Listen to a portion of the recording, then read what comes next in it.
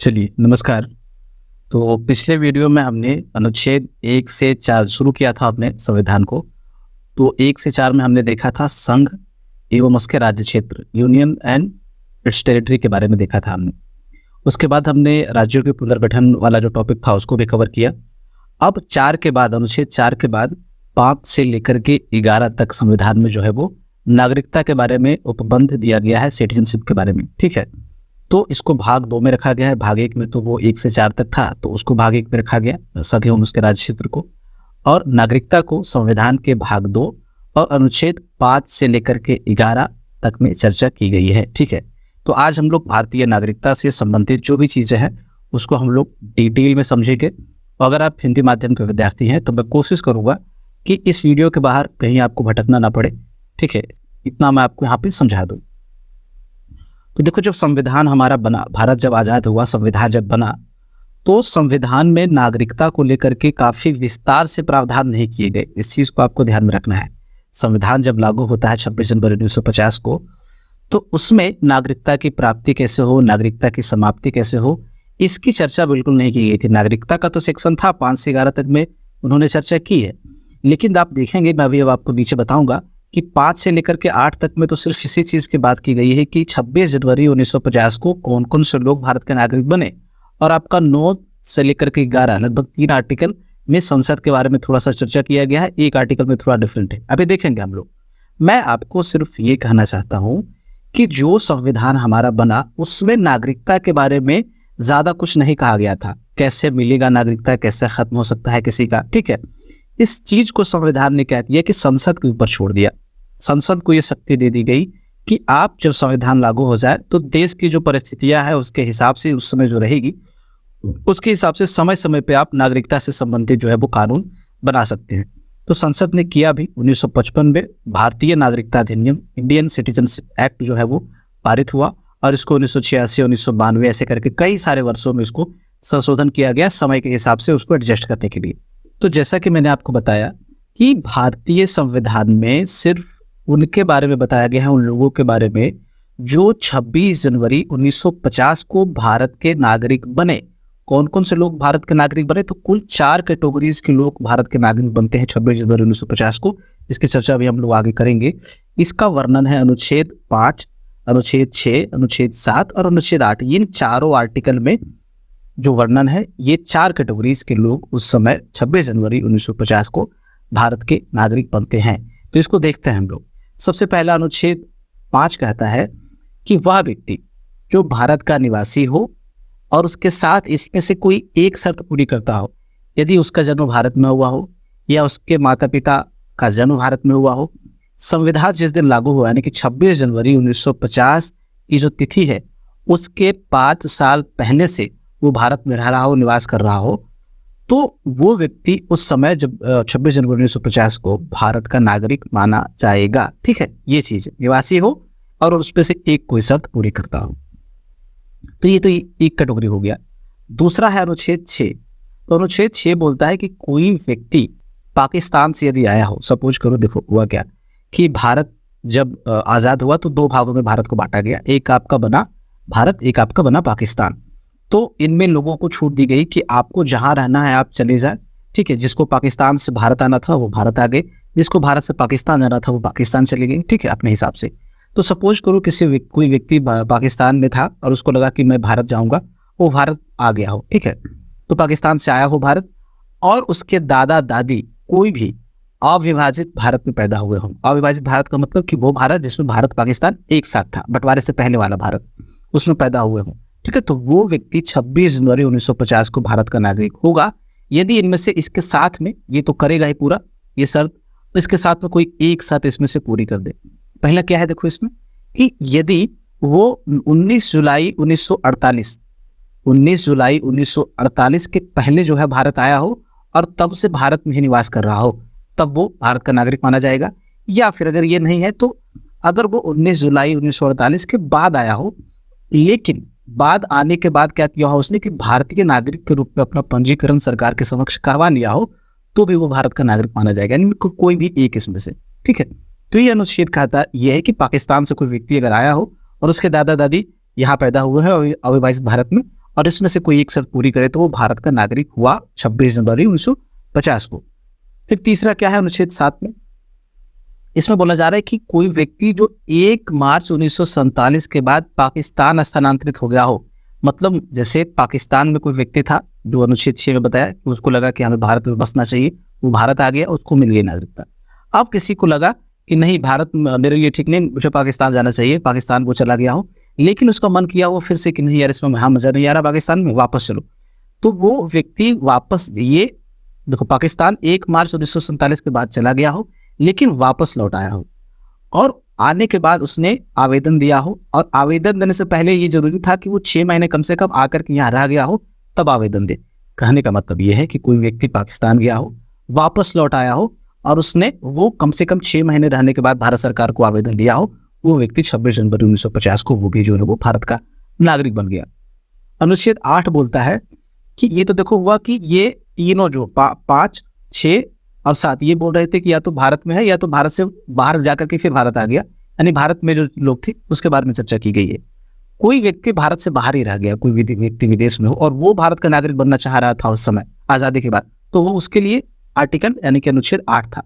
यानी कि कोई व्यक्ति अगर विदेश में था, कोई विदेश में निवास कर रहा था, सपोज करो कनाडा में था, अमेरिका में था, यानी भारत से बाहर था, लेकिन उसके माता पिता या दादा दादी में से कोई भी एक आदमी अविभाजित भारत में पैदा हुए होंगे, ठीक है, तो वो व्यक्ति भारत का नागरिक बन सकता था यदि उसने उस देश के, जिस देश में वो है वहां पे भारतीय दूतावास होगा, भारतीय कॉन्सुलेट होगा, वहां पे जाकर के अपना पंजीकरण उसने इसे तो करवा दिया होगा, ठीक है, नागरिक के रूप में कि हम नागरिकता ग्रहण करना चाहते हैं, ठीक है, तो वो भी व्यक्ति जो है वो भारत का नागरिक बन गया होगा 26 जनवरी 1950 को। तो ये 5, 6, 7 और 8 आपने देखा, इस बारे में बात करता है कि कौन कौन से व्यक्ति जो है वो 26 जनवरी 1950 को भारत के नागरिक बने, ठीक है। 11 तक है तो 3 और बचे। अनुच्छेद 9, अनुच्छेद 9 क्या कहता है, ये बोलता है कि यदि कोई व्यक्ति जो भारत का नागरिक है पहले से, वो यदि कोई और नागरिकता ग्रहण कर लेता है, किसी और देश का नागरिक बन जाता है, तो उसकी भारतीय नागरिकता खत्म हो जाएगी। इस चीज को ध्यान में रखना। अभी आपको आगे मैं बताऊंगा कि भारत में एकल नागरिकता का प्रावधान है, सिंगल सिटीजनशिप का प्रावधान है, तो आप सिर्फ और सिर्फ भारत के ही नागरिक हो सकते हैं एक बार में। आप चाहेंगे कि 2 देशों, मतलब भारत का भी नागरिक हो जाए, किसी और देश का भी नागरिक हो जाए, तो ये दोनों देशों के एक साथ आप नहीं हो सकते। इस चीज को आपको ध्यान में रखना है। तो जैसे ही आप किसी और देश की नागरिकता ग्रहण करते हैं, आपकी भारतीय नागरिकता जो है वो समाप्त हो जाती है। अब है अनुच्छेद 10। तो अनुच्छेद 10 में सिर्फ ये कहा गया है कि जितने भी भारतीय नागरिक होंगे उन सभी को जो भारत की संसद के द्वारा कानून बनाया जाएगा, विधि बनाया जाएगा, वो उसके अधीन होंगे। उन सबको संसद द्वारा निर्मित जो कानून होगा उसको मानना पड़ेगा, ठीक है। अब है अनुच्छेद 11। ये बोलता क्या है कि ये जो नागरिकता की प्राप्ति कैसे हो सकती है, क्या क्या तरीके हैं उसके प्राप्ति के, समाप्ति कैसे हो सकती है, इन सब से संबंधित और भी नागरिकता से संबंधित यदि कोई प्रावधान हो, उसको बनाना हो, तो इन सब को जो बनाने की शक्ति होगी वो किसके पास होगी, वो होगी भारत के संसद के पास। इसमें अनुच्छेद 11 में इन्होंने कह ही दिया है साफ साफ तौर पे, ठीक है। तो मैंने आपको शुरुआत में बताया कि इन्होंने सीधे सीधे तौर पे संसद के पास ये अधिकार छोड़ दिया, ये डिस्क्रिप्शन छोड़ दिया कि आप जो है अपने हिसाब से जो है वो आप नागरिकता से संबंधित विस्तृत जो उपबंध है वो बनाएंगे। ये अनुच्छेद 11 में कहा गया। तो इसको देखते हुए संसद ने क्या किया कि भारतीय नागरिकता अधिनियम 1955 यानी कि इंडियन सिटीजनशिप एक्ट 1955 जो है वो पारित किया, और इसमें नागरिकता की प्राप्ति और उसकी समाप्ति से संबंधित जो है वो बहुत डिटेल में प्रोविजन बनाए गए, विस्तृत जो है वो उपबंध इसमें बनाए गए। तो सबसे पहले देखते हैं हम लोग कि नागरिकता की प्राप्ति कैसे हो सकती है। भारतीय नागरिकता की प्राप्ति, ये जो अधिनियम है 1955 वाला, वो कहता है कि आप 5 आधारों पे, 5 बेसिस पे जो है वो भारतीय नागरिकता को प्राप्त कर सकते हैं। कौन कौन वो 5 आधार है? पहला है जन्म के आधार पे, यानी कि बाई बर्थ आप प्राप्त कर सकते हैं। दूसरा है वंश के आधार पे, यानी कि डिसेंट के आधार पे आप इसको प्राप्त कर सकते हैं। तीसरा है पंजीकरण के आधार पे, यानी कि रजिस्ट्रेशन के थ्रू। चौथा है आपका प्राकृतिक रूप से, अंग्रेजी में इसको कहेंगे बाई नेचुरलाइजेशन, इसके द्वारा नागरिकता प्राप्त हो सकती है।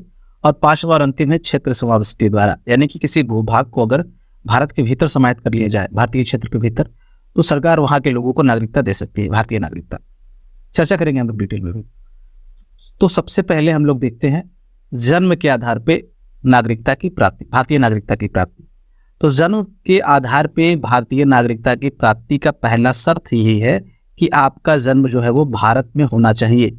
ठीक है, यदि किसी व्यक्ति का, किसी बच्चे का जन्म भारत में होता है तो उसको भारतीय नागरिकता जन्म के आधार पे दी जा सकती है।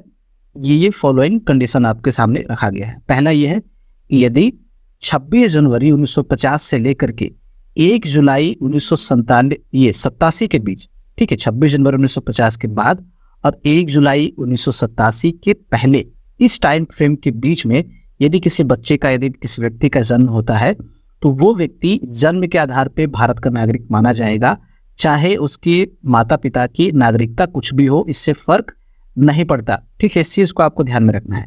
1 जुलाई 1987 तक, उसके पहले तक।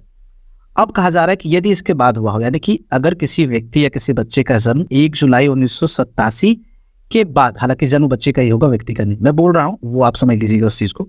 ठीक है, यदि किसी का जन्म 1 जुलाई 1987 को या उसके बाद हुआ हो तो यहाँ पे ये जो कंडीशन थी वो चेंज हो जाएगी। अब क्या है कि आपको नागरिकता जन्म के आधार पर तभी मिलेगी जब आपके माता पिता में से कोई एक भारत के नागरिक हो, यानी कि माता पिता में से कोई एक भारत के नागरिक होना अनिवार्य कर दिया गया इसके बाद। ठीक है, इस चीज को आपको ध्यान में रखना है। थोड़ा सा और कंडीशन चेंज होगा जब डेट चेंज होगा। तो अब कहा जा रहा है कि यदि किसी का जन्म 3 दिसंबर 2004 को या उसके बाद हुआ हो तो उसको जन्म के आधार पर भारतीय नागरिकता प्रदान की जाएगी। ये कंडीशन तो चाहिए ही चाहिए। ठीक है, यदि जन्म के समय माता पिता भारत के नागरिक हों, माता पिता में से कोई एक की मैं बात कर रहा हूं, और दूसरा जो है वो अवैध प्रवासी ना हो, यानी कि अगर माता भारत के नागरिक है तो पिता जो है वो अवैध प्रवासी ना हो। यदि पिता भारत के नागरिक है तो माता जो है वो अवैध प्रवासी ना हो। अवैध प्रवासी का मतलब क्या है कि वह व्यक्ति जो भारत में रह रहा है लेकिन गलत तरीके से रह रहा है, इलीगल रह रहा है। ठीक है ना, उसको अधिकार नहीं था, उसने फर्जीवाड़े के तौर पे जो है वो गलत तरीके से भारत में घुस आया और वो यहाँ पे रह रहा है। इस चीज को आपको ध्यान में रखना है। यानी कि यहाँ पे माता पिता ने विदेशी व्यक्ति से विवाह किया होगा, जाहिर से तौर पे यहाँ पे ये बात की जा रही है। तो ये जन्म के आधार पे नागरिकता की बात की जा रही है कि किसी बच्चे का यदि जन्म भारत में होता है तो उसको कैसे कैसे नागरिकता जो है वो प्रदान की जाएगी। जन्म के आधार पर नागरिकता के कुछ अपवाद भी हैं, इसको आपको ध्यान में रखना है। देखो क्या है कि सभी बच्चों को दे दी जाएगी ऐसे नागरिकता, बिल्कुल नहीं। कहा जा रहा है कि जो राजनयिक होते हैं, जो एम्बेसडर होते हैं दूसरे देशों के, सपोज करो कि अमेरिका का एम्बेसडर भारत में होगा, उसका दूतावास होगा ना, हर देश का दूतावास जो होता है वो भारत में होता है, सारे देशों का। तो वहां पे उसके राजनयिक काम करते होंगे उस देश के, तो उनके बच्चे तो भारत में पैदा होंगे ना, क्योंकि उनकी फैमिली यहाँ पे रह रही है, तो उन बच्चों को यहाँ पे जन्म के आधार पर नागरिकता नहीं मिलेगी। दूसरा कह रहा है कि जो शत्रु विदेशी होंगे, एनिमी एलियन, देखो विदेशियों को नागरिकता के आधार पर 2 भागों में बांटते हैं हम लोग, एक तो शत्रु विदेशी और दूसरा है मित्र विदेशी, फ्रेंडली एलियन और एनिमी एलियन। मित्र विदेशी वे होते हैं जिसके देश का भारत के साथ बहुत अच्छा संबंध है, जैसे रूस के साथ भारत के बहुत अच्छे संबंध है, तो वहां के लोग हो गए मित्र विदेशी। और पाकिस्तान के भारत के साथ खराब संबंध है, या फिर भारत जिस देश के साथ युद्ध में संलग्न हो उस देश के नागरिकों को शत्रु विदेशी माना जाता है, एनिमी एलियन माना जाता है। तो उनके बच्चे अगर भारत में पैदा हो जाए तो उनको जन्म के आधार पर नागरिकता नहीं मिलेगी। इस चीज को आपको ध्यान में रखना है। तो पहला तो हो गया जन्म के आधार पे। दूसरा देखते हैं वंश के आधार पे। देखो जन्म के आधार पे ये बात कह रही थी कि जन्म भारत के भीतर होना चाहिए, भारत में हुआ हो। यदि जन्म भारत के बाहर हुआ हो तो उसको कवर किया जाएगा इधर दूसरे वाले कैटेगरी में। ठीक है, उसको जन्म के आधार में कैटेगरी में कवर नहीं किया जाएगा।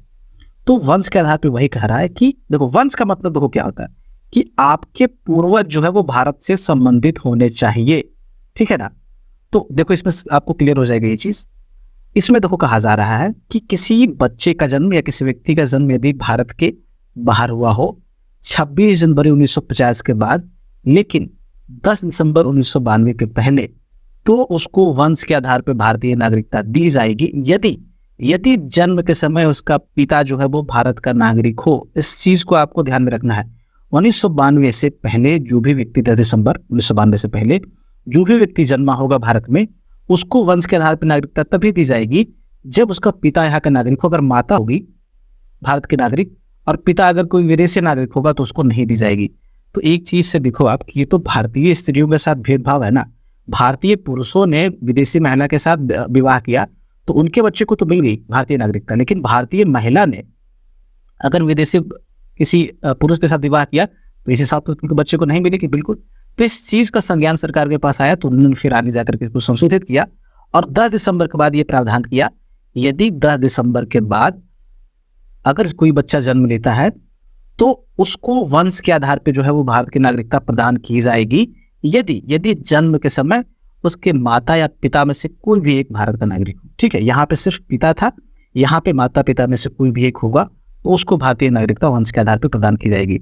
इसमें थोड़ा सा एक और बदलाव किया गया, ये तो माता पिता भारत के नागरिक होने ही चाहिए, इसके साथ में यदि जन्म 3 दिसंबर 2004 के बाद हुआ है तब आपको, जैसे ये तो भारत के बाहर रह रहा होगा, जाहिर सी बात है, तो माता पिता भी भारत के बाहर रह रहे होंगे, तो उसमें क्या किया गया कि आपका बच्चा जब जन्म लेता है तो उसके जन्म के 1 वर्ष के भीतर आपको क्या करना है कि वहां जो भारतीय कॉन्सुलेट होगा, भारतीय दूतावास होगा, वहां पे जाकर के इस बच्चे का आपको पंजीकरण कराना पड़ेगा, तभी जो है उसको भारतीय नागरिकता दी जा सकती है वंश के आधार पर। ठीक है, तो यहाँ पे 3 चीजें आपको ध्यान में इधर रखना है, उधर भी आपको 3 चीजें आपको ध्यान में रखनी है। डेट वेट थोड़ा सा आपको देखो रखना पड़ेगा, आपके लिए जितना सिंपल हो सकता था मैंने आपको बना करके दे दिया। आप बुक वगैरह पढ़ोगे, जो भी स्टैंडर्ड बुक है, चाहे लक्ष्मीकांत हो चाहे कोई और, हवा भी नहीं लगता वहाँ पे, मतलब इतना ज़्यादा कॉम्प्लिकेटेड दिया गया है। हिंदी मीडियम तो आप लैंग्वेज की जो चीज़ें हैं वो आप जानते हो कितना कठिन लैंग्वेज है, तो इस चीज़ को मैंने कोशिश की है कि आपके सामने जितना अच्छे से विजुअल हो सके और आसान हो सके मैंने यहाँ पे आपको बनाने के लिए ट्राई किया है। ठीक है, तो 2 होगा वंश के आधार पर और जन्म के आधार पर। तीसरा है पंजीकरण के आधार पर, यानी कि बाई रजिस्ट्रेशन। इसके लिए पहले शर्त क्या है कि वो व्यक्ति अवैध प्रवासी ना हो, कोई व्यक्ति जो भारत में रह रहा हो वैध तरीके से, ठीक है ना, इलीगल नहीं रह रहा हो, तो वो क्या कर सकता है कि आवेदन दे सकता है भारत सरकार को नागरिकता के लिए, और आवेदन प्राप्त होने पे भारत सरकार उस व्यक्ति को नागरिकता प्रदान कर सकती है अगर वो इनमें से कोई एक शर्त जो है वो पूरी करता हो। ये नीचे जो शर्त दी गई है, पहला शर्त क्या है कि व्यक्ति भारतीय मूल का यदि है, यदि व्यक्ति वो भारतीय मूल का है और आवेदन देने से 7 वर्ष पहले से वो भारत में रह रहा हो और वो अप्लाई करता है आपके पंजीकरण हेतु नागरिकता, पंजीकरण के थ्रू नागरिकता के लिए, तो सरकार उसको दे सकती है। ठीक है, भारतीय मूल का हो और 7 वर्ष पहले से भारत में रह रहा हो। दूसरा कंडीशन क्या है कि यदि व्यक्ति भारतीय मूल का हो तथा किसी अन्य देश में निवास कर रहा हो, वो भी चाहे तो अप्लाई कर सकता है, उसको मिल जाएगा, तो सरकार चाहे तो। ठीक है, तीसरा है कि जिसने भारतीय नागरिक से विवाह किया हो। सपोज करो कि किसी महिला ने, कोई अदर देश की महिला थी, किसी विदेशी महिला थी, या किसी विदेशी पुरुष ने भारतीय महिला से, या किसी विदेशी महिला ने भारतीय पुरुष से विवाह किया हो, तो जाहिर सी बात है हो सकता है वो लोग भारत में रहे, तो उसको वो लोग आवेदन दे सकते हैं ऐसे, मतलब कि नागरिकता के लिए, और आवेदन के 7 वर्ष पहले से उनको भारत में रहना अनिवार्य होगा। ठीक है, कम से कम 7 वर्ष भारत में उनको रहा हुआ होना चाहिए, तो वो प्राप्त कर सकते हैं। अगला है भारतीय नागरिकों के नाबालिग बच्चे, यदि इनके पास भारतीय नागरिकता नहीं है तो इनको भी प्रदान किया जा सकता है। और अगला है वयस्क व्यक्ति, मान लो कि 18 साल से कोई ऊपर का बच्चा है, मतलब व्यक्ति है, तो उसके माता पिता यदि भारतीय है तो उनको भी पंजीकरण के आधार भारतीय नागरिकता के लिए वो आवेदन कर सकते हैं। इस चीज को आपको ध्यान में रखना है कि ये जितने भी व्यक्ति होंगे, अगर इनको नागरिकता मिल जाती है पंजीकरण के द्वारा, तो इन सबको जो है वो भारतीय संविधान के प्रति निष्ठा की शपथ लेनी जरूरी है। ठीक है, इनको लेना पड़ेगा शपथ। तो ये हो गया आपका 3 कैटेगरी। चौथा देखते हैं प्राकृतिक रूप से भारतीय नागरिकता की प्राप्ति, अंग्रेजी में बोलेंगे बाई नेचुरलाइजेशन। ठीक है, तो यदि कोई व्यक्ति जो है वो, वही सेम चीज है कि कोई व्यक्ति आवेदन दे करके भारत सरकार से ये अपील कर सकता है कि उन्हें उसे भारतीय नागरिकता दे दी जाए। ठीक है, प्राकृतिक रूप से। प्राकृतिक रूप से देखो कब मिलेगा ना, देखो अभी 3 कैटेगरी जो मैंने आपको बताया, चाहे वो जन्म के आधार पे हो, चाहे वो वंश के आधार पे हो, चाहे वो आपका पंजीकरण के आधार पे हो। आप एक चीज देखिएगा कि तीनों में जो है वो एक चीज कॉमन है कि व्यक्ति का कहीं ना कहीं संबंध जो है वो भारत से होना चाहिए, उसके माता पिता वैसे हो भारत, या फिर व्यक्ति भारतीय मूल का हो, इस तरह से हो, तो उनको उन 3 कैटेगरीज में रखा जाएगा। डिफरेंस आपको मैंने बता दिया। लेकिन अब क्या कि यदि कोई व्यक्ति विदेशी हो, उसका कोई संबंध बाहर से, मतलब कि भारत से ना हो, उसके माता पिता दादा दादी कुछ ना हो यहाँ से, ना तो वो भारतीय मूल का हो। भारतीय मूल का मतलब कि उनके पुरखे, उसके पुरखे जो है वो भी भारत से ना हो। जैसे होता है ना कि 100 साल पहले कोई कनाडा चला गया, उसके जो बच्चे अब कनाडा के नागरिक होंगे, वो चाहे तो वो भारतीय मूल के व्यक्ति कहे जाएंगे। तो वही कहने का मतलब है कि उन तीनों कैटेगरी में कोई ना कोई भारत से संबंध था। ठीक है, अब चौथा में क्या है कि एकदम विदेशी हो, बिल्कुल, चाहे कोई अमेरिका का नागरिक मामला हो, वो भारत का नागरिक बनना चाहता हो, हालांकि मुश्किल है कि कोई बन भी सकता है, कोई दिक्कत नहीं है, तो वो बनना चाहता हो, तो वो कैसे मिलेगा, तो उसको ये प्राकृतिक रूप से वो अप्लाई कर सकता है, इसके थ्रू अप्लाई करेगा। ठीक है ना, अब कैसे ये होगा, इसके लिए ये बताया क्या क्या है। तो पहला तो ये है कि वो व्यक्ति किसी वैसे देश का नागरिक ना हो जहां पे भारतीय नागरिक प्राकृतिक रूप से नागरिक नहीं बन सकते। समझ लो इस चीज को। भारत ये बोल रहा है कि हम आपको प्राकृतिक रूप से नागरिकता तभी देंगे जब आपका देश भी, आप जिस देश में हो वो देश भी भारतीय लोगों को, भारतीय नागरिकों को प्राकृतिक रूप से नागरिकता उस देश की देता हो। ठीक है, हमें दोगे तभी हम तुम्हें देंगे।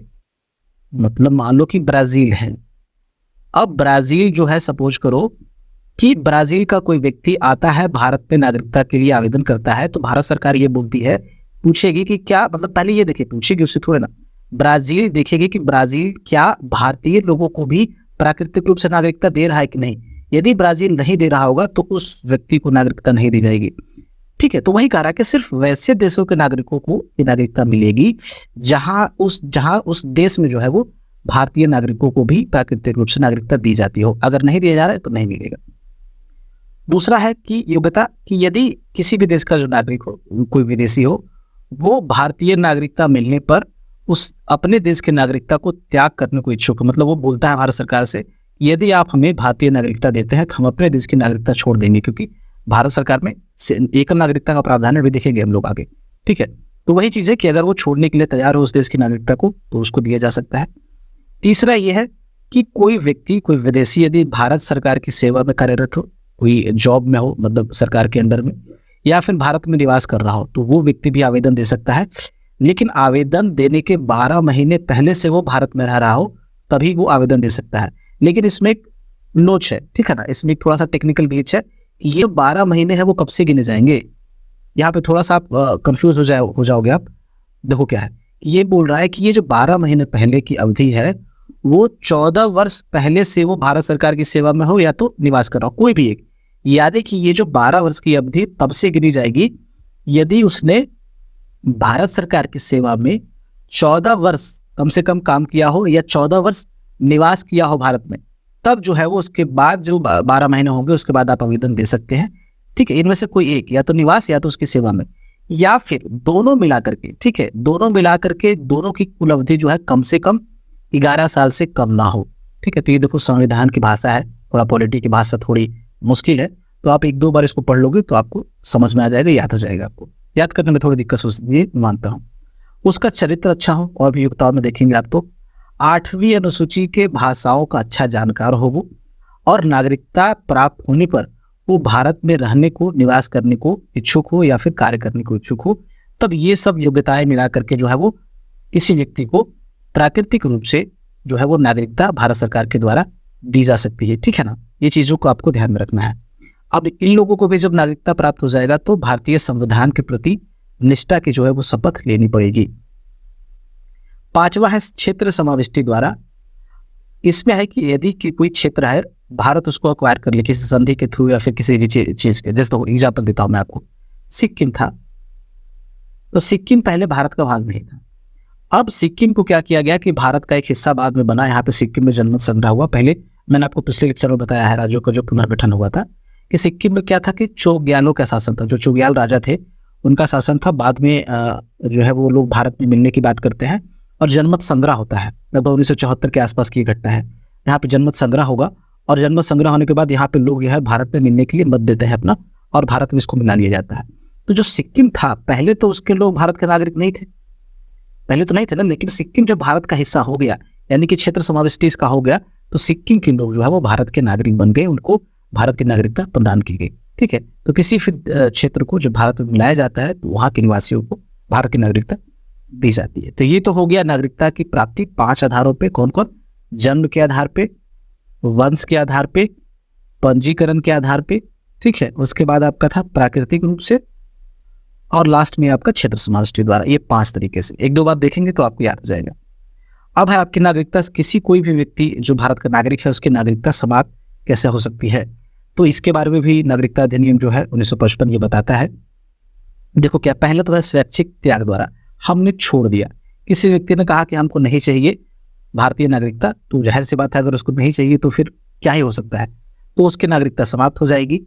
लेकिन एक चीज ध्यान में रखना कि अगर व्यक्ति नागरिकता तक क्या त्याग करता है स्वैच्छिक रूप से, तो उसके जो बच्चे होंगे, अंडर एज नाबालिग जो बच्चे होंगे, उसकी भी भारतीय नागरिकता जो है वो समाप्त हो जाएगी। हालांकि ये बच्चे जब 18 साल के होंगे तो वे भारतीय नागरिकता के लिए आवेदन दे सकते हैं। अब भाई माँ बाप की किए की सजा बच्चे क्यों भुगते, लेकिन जब तक वो नाबालिग रहेंगे उनकी भारतीय नागरिकता कैंसिल हो जाएगी, लेकिन 18 साल के बाद ये बच्चे अप्लाई कर सकते हैं। हाँ, ये चीज भारत सरकार उसको साइड में रख सकती है। अगर कोई व्यक्ति कहे कि हम भारतीय नागरिकता छोड़ना चाहते हैं और भारत उस समय युद्ध में व्यस्त हो, ठीक है, तो उस समय भारत सरकार इसको आनाकानी मतलब इसको इग्नोर कर सकती है। इस चीज को आपको ध्यान रखना है। दूसरा तरीका है समाप्ति का, बर्खास्तगी द्वारा बाय टर्मिनेशन, उसको टर्मिनेट कर दिया जाए। कब टर्मिनेट होगा? जब कोई व्यक्ति, जैसे जो अनुच्छेद 9 में था आपका, मैंने आपको बताया ना कि सीधे सीधे वो कहता है कि जैसे ही आप किसी अन्य देश की नागरिकता ग्रहण करते हो, आपकी जो भारतीय नागरिकता है वो समाप्त हो जाती है। वही अनुच्छेद 9 वाला सिंपल चीज दोहरा दिया गया है, ठीक है। तो ये स्वतः समाप्त हो जाती है, इस चीज को आपको ध्यान रखना। स्वतः ऑटोमेटिकली आपका खत्म हो जाएगा, सरकार को खत्म करने की जरूरत पड़ेगी नहीं, जैसे आप किसी अन्य देश की नागरिकता को ग्रहण करोगे। तीसरा है वंचित करने के द्वारा बाय डिप्रीवेशन, यानी कि आपको डिप्राइव कर दिया गया, आपको वंचित कर दिया गया आपकी नागरिकता से। क्यों वंचित किया जाएगा? कहा जा रहा है कि सरकार वंचित तभी करेगी यदि अवैध तरीके से नागरिकता की प्राप्ति हो, यानी कि सरकार को यह पता चले कि इस व्यक्ति ने, ऊपर जितनी भी कैटेगरीज थी उसमें नागरिकता को प्राप्त किया गया इस व्यक्ति के द्वारा, लेकिन गलत तरीके से प्राप्त किया गया, कुछ गलत सूचनाएं दी, कुछ भी चीजें हो सकती है, ठीक है। तो वो अवैध तरीके से प्राप्त करेगा तो उसकी नागरिकता को कैंसिल किया जा सकता है। अगर वो भारतीय संविधान का अनादर करता है, डिसरिस्पेक्ट करता है अपने हमारे कॉन्स्टिट्यूशन को, तो उसकी नागरिकता छीनी जा सकती है। राष्ट्र विरोधी गतिविधियों में संलग्न हो तो भी उसकी नागरिकता छीनी जा सकती है। और लगातार 7 वर्षों से बाहर यदि निवास करता हो व्यक्ति, रह गया हो बाहर, तो भी उसकी भारतीय नागरिकता से उसे वंचित किया जा सकता है। तो ये था आपका कि भारतीय नागरिकता कैसे प्राप्त हो सकती है, भारतीय नागरिकता से कैसे, और उसमें जो डेट वेट है ना कि 1987, 2004, ये सब बार बार संशोधन किया गया है। जैसे 2003 में संशोधन हुआ, 2003 में होगा तो 2004 वाला डेट आया, ठीक है। इस तरह की चीजें, तो वो सब इतना जानने की जरूरत आपको नहीं है, कई बार संशोधन हुआ है उसमें। अब एक कॉन्सेप्ट है एकल नागरिकता, दोहरी नागरिकता। देखो भारत में है एकल नागरिकता, मैं बार बार आपको चर्चा कर रहा हूँ, और यूएस में है दोहरी नागरिकता। तो सबसे पहला सवाल है कि ये है क्या एकल नागरिकता, दोहरी नागरिकता? एकल नागरिकता का मतलब होता है कि आप जिस देश के निवासी हो वहां सिर्फ एक प्रकार की नागरिकता होगी। जैसे भारत में क्या है कि मान लो कि आप भारत के किसी राज्य से हो, तो आपको राज्य के आधार पर नागरिकता नहीं दी जाएगी। आप किसी भी राज्य से हो, चाहे आप केरल से हो, चाहे आप तमिलनाडु से हो, चाहे आप मणिपुर से हो, आपके पास सिर्फ और सिर्फ भारत की नागरिकता रहेगी, सिर्फ एक प्रकार की नागरिकता रहेगी। इसको एकल नागरिकता के नाम से जानते हैं, मतलब एक नागरिकता। वहीं आप देखोगे कि अगर आप अमेरिका में चले जाओ तो वहां पे व्यक्ति के पास दोहरी नागरिकता होती है। दोहरी का मतलब दो नागरिकता, यानी कि एक राज्य का होगा जिस राज्य का है, और एक अमेरिका का तो होगा ही, तो यूएस सिटीजन भी होगा वो। और मान लो कि कोई कैलिफोर्निया का है व्यक्ति, तो उसके पास कैलिफोर्निया का भी होगा। और दो इसके यहाँ पे क्या है ना कि उसके अधिकार भी अलग अलग होंगे। मान लो कि कैलिफोर्निया राज्य में कैलिफोर्निया के नागरिक को जो सुविधाएं मिलेगी, हो सकता है कि टेक्सास जो अलग राज्य है अमेरिका का, उसके व्यक्ति को कैलिफोर्निया में वो सुविधाएं ना मिले। तो राज्य के आधार पर जो नागरिकता है उसके हिसाब से उसके अधिकार अलग होंगे। और फिर जो आपके पास ये जो देश की नागरिकता है, यूएस की नागरिकता है, तो उसके हिसाब से आपके पास पूरे अमेरिका में समान अधिकार होंगे। लेकिन चूंकि भारत में एक ही नागरिकता है, एकल नागरिकता है, तो पूरे देश में हर भारतीय नागरिक के पास, चाहे वो किसी राज्य में चला जाए, उसके पास समान अधिकार होंगे। और यहाँ पे दोहरी नागरिकता जो कि भारत में हो नहीं सकती, क्यों? क्योंकि अनुच्छेद सीधे तौर पे इस चीज को प्रतिबंधित करता है। तो आई होप आपको ये कॉन्सेप्ट समझ में आ गया होगा। एक और कॉन्सेप्ट है पीआईओ और ओसीआई का, भारतीय मूल का व्यक्ति और प्रवासी भारतीय नागरिक। देखो भारतीय मूल का व्यक्ति कौन होता है? भारतीय मूल का व्यक्ति वो होगा, मान लो कि उसके पुरखे से, जैसे कमला हैरिस है, ये ऋषि सुनक है, तो इनके जो पूर्वज थे वो पहले भारतीय थे। ये प्रवास कर गए अमेरिका या फिर ब्रिटेन या कोई कनाडा चला गया, सपोज करो पंजाब का कोई व्यक्ति, या इनके ही जो ग्रैंडफादर होंगे या कोई और होंगे, मुझे पता नहीं, बट ये चले गए अमेरिका, यूएसए चले गए, अब वहां पे बस गए। तो इनकी जो जनरेशन होगी वो धीरे धीरे अमेरिका के सिटीजन हो जाएंगे, मतलब उनको अमेरिका नागरिकता मिल जाएगी। लेकिन उनका मूल भारतीय है, ये है तो भारतीय मूल के, क्योंकि इनके पूर्वज भारतीय थे। तो इन व्यक्तियों को भारतीय मूल का व्यक्ति कहा जाता है, पर्सन ऑफ इंडियन ओरिजिन। ये प्रवासी भारतीय नागरिक क्या है? ओसीआई। ओसीआई का मतलब फुल फॉर्म होता है ओवरसीज सिटीजन ऑफ इंडिया, ठीक है। तो देखो 2000 में विदेश मंत्रालय भारत का जो होता है, वो सरकार, मतलब सरकार का विदेश मंत्रालय, वो एक समिति बनाती है एल.एम. सिंघवी की अध्यक्षता में, एल.एम. सिंघवी समिति 2000 में। इसको कहा जाता है एल.एम. सिंघवी समिति को कि आप क्या करें कि ये जो लोग हैं जो भारतीय मूल के हैं, विदेशों में रह रहे हैं, जो अलग अलग देशों के नागरिक हैं लेकिन है भारतीय मूल के, कुछ आप ऐसा जाकर के कुछ पता करो, कुछ देखो आप, जिससे कि हम इनके साथ जो रिश्ते हैं वो थोड़े बेहतर बना सके और भारत को कुछ फायदा हो सके।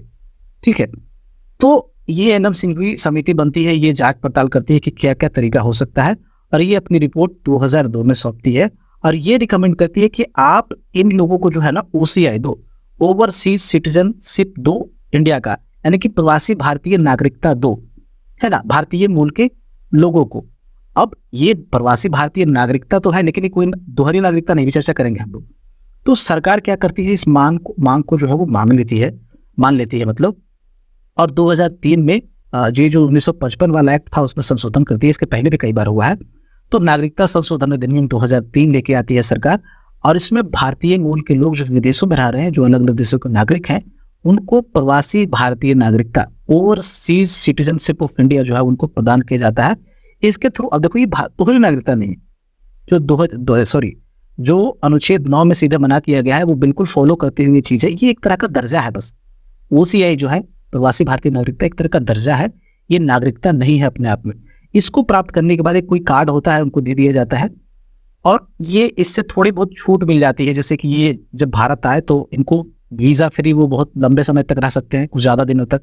जैसे कोई भी व्यक्ति भारत आएगा जो विदेशी है, भारत का नागरिक नहीं है ना, तो वो कोई मान लो कि US का कोई अन्य आदमी आता है और भारत आता है तो उसको वीजा लेना पड़ेगा।